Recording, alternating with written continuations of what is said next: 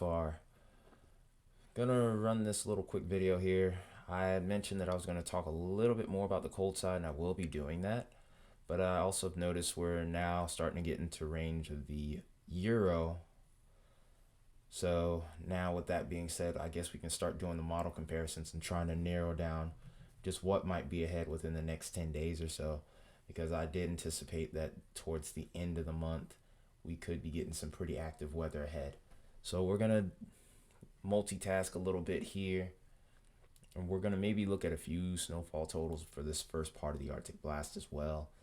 But there's a lot going on here. But this is what we do on this channel, and I'm all for it. Anyway, let's go ahead and jump right into it. Start out with the GFS here. No real big surprises so far from what I've seen. We do have a couple of considerable storm systems out here in the southwest that we'll be watching. They will bring with them the potential for some severe weather, albeit I do see it as relatively limited. Okay, that was weird. My computer's been acting strange all day. So here's our big Arctic blast here. Really starts to root in by the middle of the week here. Even the southeast could be seeing temperatures about 20 degrees plus below average in some places. But towards the end of that, we begin to see this pattern begin to break off here. Now we're starting to set up that negative PNA that's off to the west here.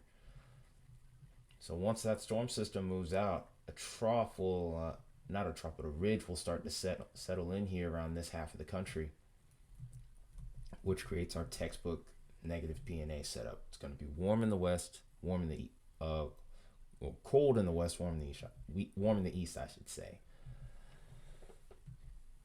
So we'll be also in this little flip-flop pattern where we'll get these bigger storm systems, and the GFS right here is showing something interesting around the 26th. It looks like these two storm systems here are trying to phase. Do I think it happens? I'm not sure. But almost kind of has that look of a trough ejection too, which could turn into a very big snowstorm around this region potentially. Given how far out it is, it's still hard to take that in with a grain of salt. So to take that seriously, we'll take it with a grain of salt.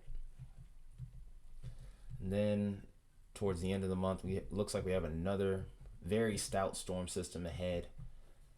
And this we'll be having to watch this towards the end of the month and even into November. So it's a little first look there. Might do another look up on November tomorrow. We'll see how things go. It'll probably be an afternoon video because after tonight I'm going to probably be pretty exhausted. It's been a long weekend for me, and if you want to know some of what I've been doing, just check out my other channel. Link to that will be in the top right corner. So let's go ahead and take a look at what the euro is showing us. Now keep in mind we can't look as far out into the euro, whereas the GFS can go 384 hours, the euro can only go 240. But the euro has been very accurate over the years, so it's good to have a bit of a comparison between the two, I've found. So you can kind of get some sort of a happy medium here, because one thing I've also noticed with the GFS is that it can sometimes overplay things. But one thing that's definitely not overplayed is this cold air that's about to come in here. Very intense Arctic blast coming in here. And then here's our next big storm system hanging off of the southwestern coast here. It's going to take its sweet time coming in. It's going to kind of almost linger a little bit. But I also noticed a pretty interesting feature here. Right on the south side of this Arctic blast here on Friday, I've noticed that there's a little piece of energy right here. I don't think this is going to be tropical, but I want you to notice what it does. So it forms up, may strengthen into something. I'm highly doubtful, to be honest, but it is on the tail end of that cold front, and look what this does. It kicks that last little bit of a cold air out and then helps pull the ridge into place right here. Then here's our next big storm system here for the northeast. We'll jump back a little bit, and then interestingly enough, it looks like there's two big storm systems right here that we'll have to watch towards the 25th. These areas are areas that I'm most concerned with for severe weather. And then this is a pretty hefty storm in its own right. There could be some pretty big snow in the backside of this. We'll have to watch and see what this does, but I can't rule out snow for the Dakotas, maybe even some parts of Nebraska here. And maybe there's going to be some severe weather towards the Ozarks here, maybe even towards the southern plains as well. So a lot to keep track of in the next week or so. So you're going to be seeing me post probably a little bit more. And then, of course, we'll be watching this huge storm system coming in late, maybe about 2 weeks from now, almost 10 days from now to be exact. But yeah, there's a lot going on here with this, and we'll take a better look at the severe weather side of things real quick before we start looking at the winter side by looking at the flash density. It's been a while since I've actually looked at this, by the way. I haven't had any robust severe weather threats in a while, which is a good thing, but it's nice to kind of use different tools every once in a while and stay familiar with them. So here's our flash density. This is basically measuring the amount of potential lightning strikes within a day. And you can see throughout this week, it's relatively quiet. Some activity towards Florida, but it's not till next week where we start maybe looking at increased activity, especially towards Missouri and the northeastern Great Plains. And we'll watch the activity kind of shift more towards the Great Lakes and the Ohio Valley. Then our next system comes in right at the end of this model run here, but it's not really showing a whole lot. I do think that this is very much prone to changing, especially the 26th. That storm system does seem a little bit more cold dominant, but I also think that storm system will end up ultimately producing a little bit more severe weather than what this is depicting. So let's go ahead and take a quick look at the precipitation type. And then we may even look at a couple of soundings here. I'm going to run this in a loop for a change, maybe see if it'll avoid freezing. We'll try to look at this Euro model on the Tropical Tidbits here, on the Tropical Tidbits site, but the problem is it's not really loading on Tropical Tidbits right now. It's only halfway done. It should have been done almost an hour or two ago. So here's our big storm system coming in on the 22nd. Rain, snow, ice, the whole nine, and then you can, if I go back just a little bit,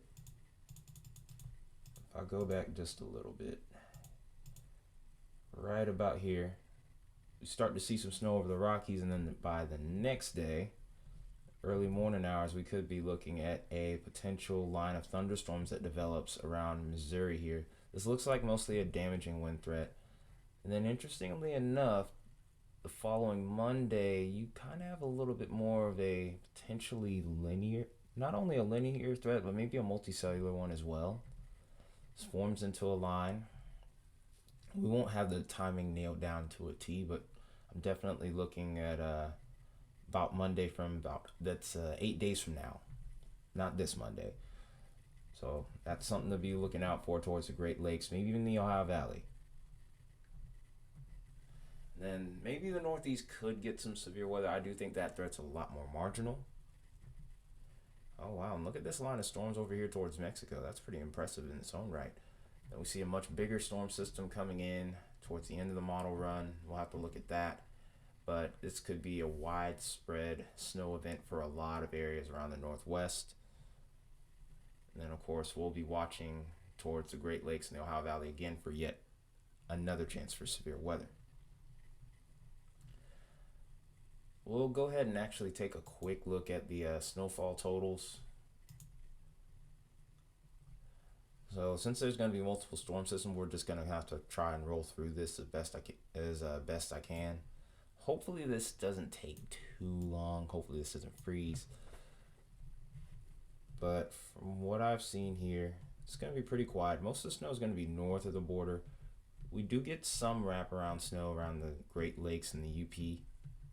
But beyond that, Everything's all the heavy snowfall totals, as you can see right here, just north of the border. But if you're a snow lover, your time's coming. Trust me, it's coming, and it's going to be coming really soon. So here's our next big storm system. You can almost see from the snowfall totals right here, from like it's spanning in from Alaska. Now it's into Canada, and then we start to get some very big snowfall totals over towards Oregon and Washington. Now we're starting to get into Idaho, and then Colorado, Utah, and Wyoming are getting involved as well now. And these snowfall totals are very much impressive here. So we look at that. We're seeing some areas looking at almost a foot of snow already, just from this snowstorm alone potentially. And then some areas even could be getting 24 plus inches, maybe even 32 in a couple of spots. Cannot rule that out. Just from that one storm system alone. And then another one will come in right behind it and increase and kind of pad these snowfall totals here. So for right now, not a whole lot of snow to be expected. Maybe towards the latter half of the week here. Well, towards the early part of this week is when I'm expecting more snow towards the Great Lakes here. And then as time goes on, we'll start looking towards the west a little bit more. Also, I saw something interesting here. I saw maybe towards the higher elevations in West Virginia, we may even see an inch of snow there for you guys as well. So a lot of ground to cover here, but pattern is definitely going to be getting more active. It's going to be a lot to track. I'm looking forward to it, to be honest. It's a good way to kind of flex my brain, so to speak. But that's pretty much it for this video here. If you like what I did here, definitely leave me a like. Let me know in the comments what your thoughts are with the weather. And that's pretty much it. This has been Tyler, Metalhead Weatherman. I will see you guys tomorrow. Have a good one.